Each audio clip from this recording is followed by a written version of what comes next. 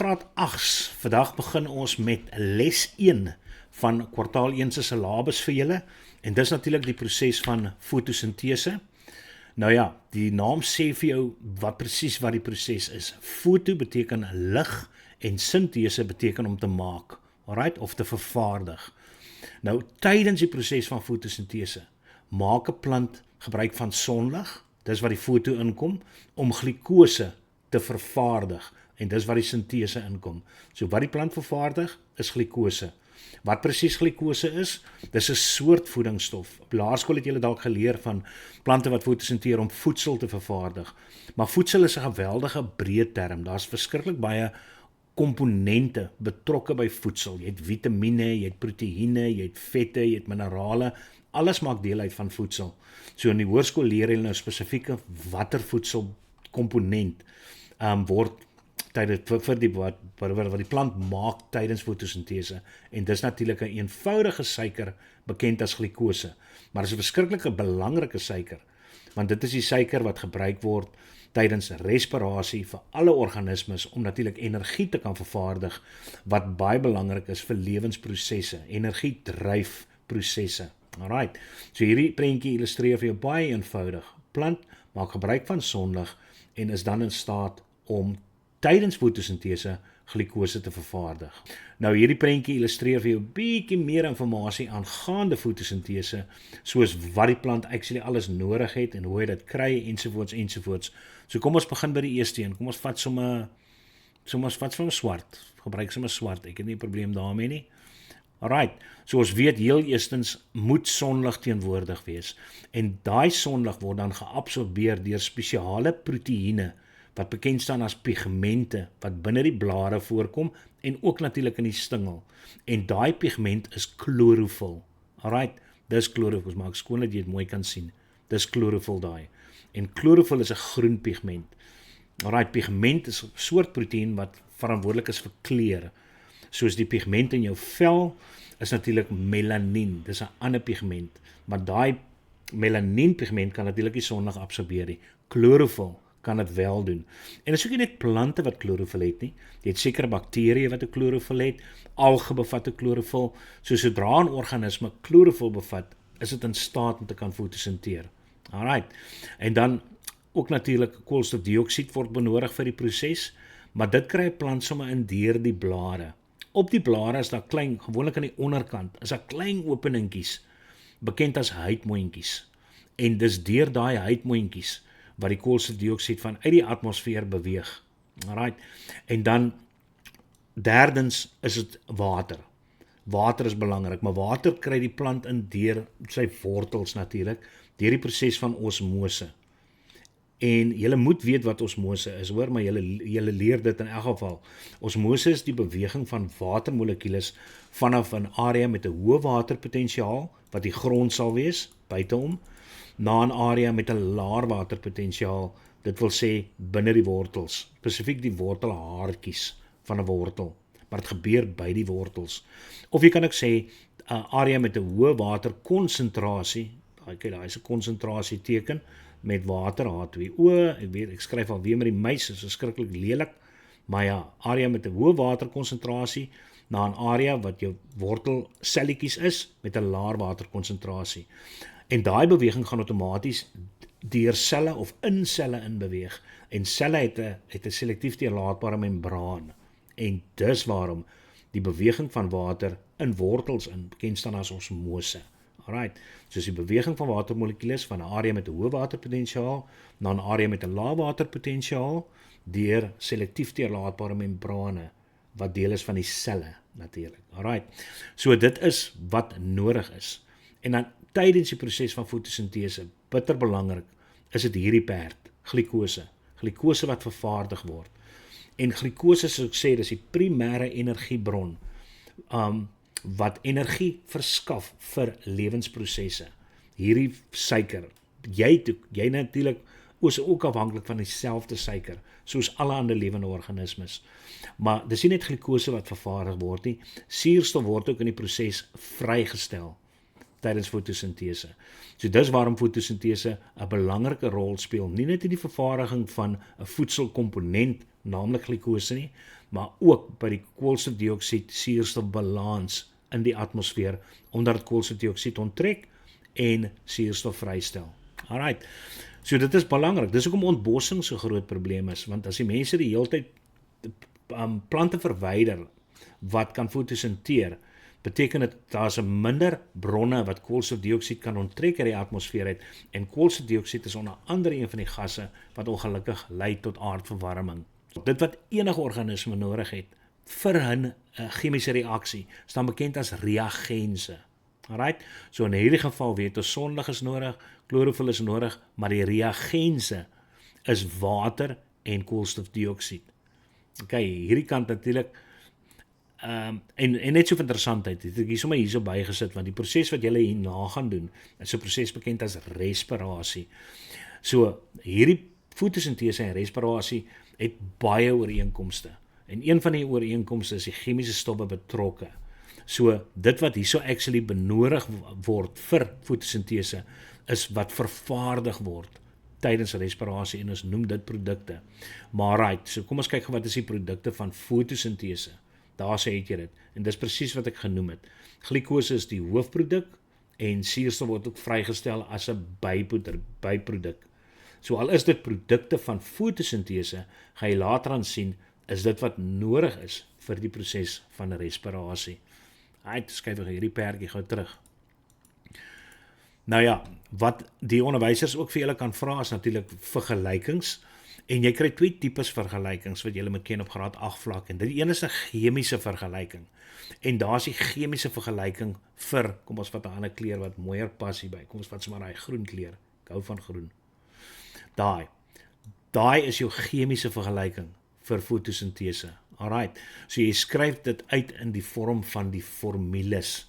So jy skryf nie die woord water nie, jy skryf die simbool vir water, wat H2O is, en die simbool van koolstofdioksied, wat CO2 is.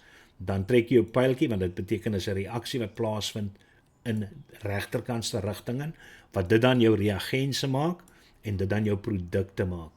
As die pyltjie omgekeerd as die pyltjie daai kant toe was, okay, vergeet nou van daai enetjie daai kant, as die pyltjie anderste om was, het dit beteken dat dit jou reagense is, en dat dit jou produkte gaan wees. Alright, so, dit is dan die chemiese vergelyking, so leer hierdie ding. Daai is die chemiese formule vir glikose, want glikose molekuul bevat 6 koolstowwe, 12 waterstofatome en 6 suurstofatome. Dit is die glikose molekuul, en dan natuurlik so 6 suurstof wat vrygestel is.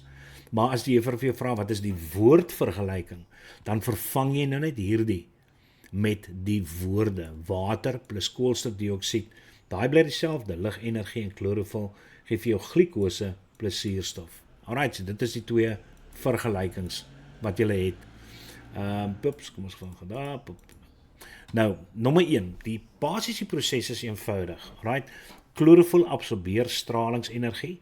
Jy kan ook sê ligenergie, of jy kan ook sê sonligenergie.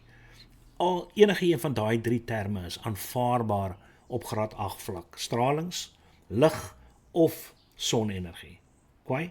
En dan word dit deur chlorofil omgeskakel na chemiese energie toe. So daar het ek vir julle dit gewys. Dan die tweede stap is daai chemiese energie wat daar vrygestel is in die eerste stap, word dan gebruik om water op te breek.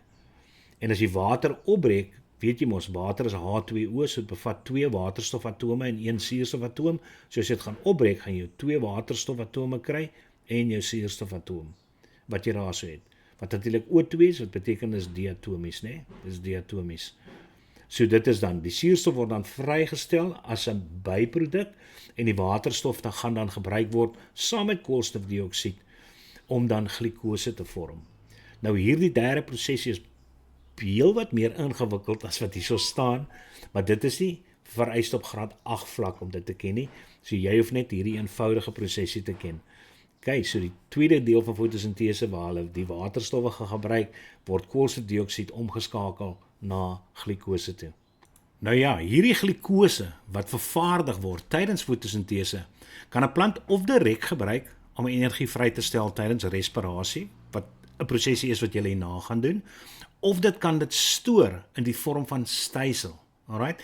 En dis natuurlik waar herbivore en waar die omnivore en waar die karnivore natuurlik hulle stysel vandaan kry. Dit moet kom vanaf diere wat plante eet en dan natuurlik diere wat daai diere eet. Dit is hoe ons stysel in die hande kry sodat ons dit kan afbreek na glikose toe. Interessant nogal, né?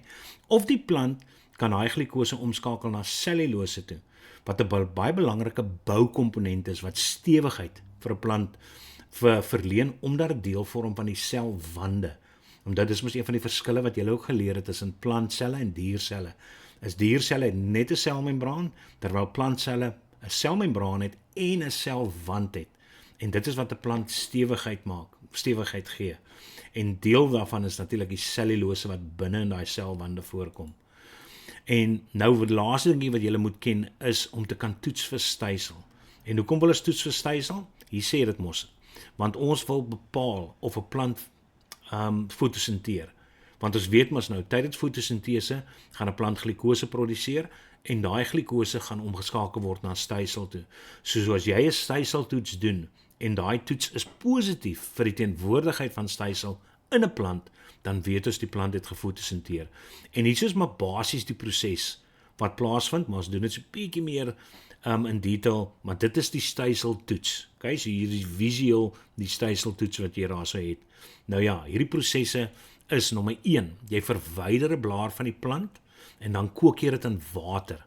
En die doel daarvan, en dit moet jy asseblief leer, hulle vra dit vir julle baie. Hulle gee vir julle hierdie prentjies van die verskillende prosesse wat julle hierso sien, dan vra hulle, wat is die doel van daai diagram, daai spesifieke skets of daai fase of daai stap van die toets van stysel. En dan is dit natuurlik om die selle dood te maak of die selle te laat bars. Dis wat jy doen. Jy breek eintlik die selle oop in daai spesifieke proses. Tweede ding is jy gaan dan daai blaar plaas in 'n proefbuis en binne daai proefbuis is daar so alkohol. Maar jy plaas hierdie proefbuis binne 'n beker water, soos wat jy dit verhit met 'n Bunsenbrander. Alright. En die doel daarvan natuurlik is, die feit dat jy die proefbuis binne die beker water plaas, is 'n veiligheidsmaatreël, want alkohol is vlambaar. Alright, dit kan wees dat jy miskien bietjie alkohol gemors het en dit loop langs die kant van die proefbuis af, jy kom dit nie eens agter nie, en dan brand jy direk oor 'n vlam, en dan, omdat dit vlambaar is, steek jou proefbuis in die brand, jy skrik, jy laat val die hele storie, en dis chaos. So jy plaas daai proefbuis binne in 'n beker water, omdat alkohol vlambaar is. Alright, so dis 'n veiligheidsmaatreël. Nou die doel van die alkohol spesifiek binne die proefbuis is daai alkohol, as dit warm raak, dan trek dit los die klorofil, die groen pigment binne die blaar op. So jy kan sien hierdie blaar is groen gewees en nou is die blaar nie meer groen nie. Hy gaan eintlik nie hierdie kleur vorm nie. Hy gaan eintlik meer 'n blekerige kleur vorm, so witterig begin raak, want hy verloor mos nou sy kleurpigment. So dis nogal belangrik. Dan die volgende stap is, nadat jy dit gedoen het, jy sal ook sommer sien, die alkohol gaan ook groen raak, soos die klorofil en die alkohol oplos, en jou blaar raak dan 'n bietjie bleker en bleker en bleker. En dan vat jy hierdie blaartjie en jy sit hom in warm water, net om die blaartjie weer sag te maak. Dis die enigste doel daarvan. En dan vlek jy die blaartjie oop, nadat hy lekker sag is, en dan gooi jy jodium. Nou jodium, hierdie kleur wat binne in hierdie druppertjie is, kom ons vat hierdie ding weg. Jodium is nie bruin, dis eintlik 'n geelbruin kleur. Okay, dis soos 'n mooier kleur as daai. Dis geelbruin. Maar julle onderwysers behoort vir julle te kan wys. Ek dink almal het dan 'n bietjie jodium in die biologie klas of die skynatlasse. Maar is geelbruin, en as jy dit drup op 'n blaar, en daar stysel teenwoordig in die blaar, dan gaan daai geelbruin jodium gaan dan actually verander na 'n blou-swart kleur toe. Alright, en dit is dan die positiewe toets vir stysel. As dit dieselfde kleur bly, ek bedoel die blaar onveranderd bly, dan beteken dit daar's geen stysel in nie. Maar sodra hy geelbruin jodium verander in 'n blou-swart kleur op hy blaar, gedeeltes van hy blaar vlek blou-swart, beteken dit is daai gedeeltes wat 'n stysel bevat. En as jy daai reaksie kry, dan weet jy dat daar definitief fotosintese plaasgevind het in die blaar. So dit is al wat jy op graad 8 vlak hoef te ken van fotosintese. Sterkte met die leerproses. Bye bye.